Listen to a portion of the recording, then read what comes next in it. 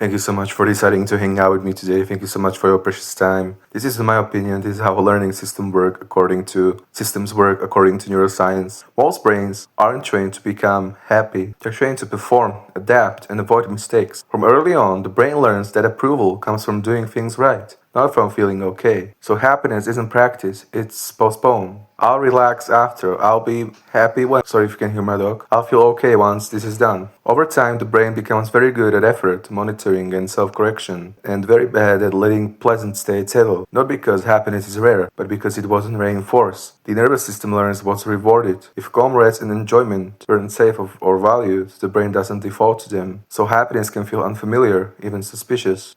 This doesn't mean there's nothing wrong with you in any way, shape, or form. It means your brain learned exactly what it was taught, and anything learned can be learned differently. And also, most of what we experience as happiness comes from inside the body, not from the outside world. Your brain constantly monitors energy, blood chemistry, hormones, inflammation, sleep, and nervous system balance, etc., etc. Those signals create about 98% of your emotional state. Outside events, money, people, success, problems mostly act as triggers, not causes. They can push the system, but they don't generate the feeling itself. That's why the same situation can feel completely different on different days. When the body is regulated, ordinary moments feel good. When the body is dysregulated, even perfect conditions don't help. Happiness isn't something life gives you, it's something the body allows. This doesn't mean circumstances don't matter, they just matter far less than we were taught. Nothing is wrong with you in any way, shape, or form. If happiness feels hard, it's not a life failure, it's a body signal. Bodies can rebalance. So to summarize it, getting happy is not what we are taught. This means we are trained to delay happiness,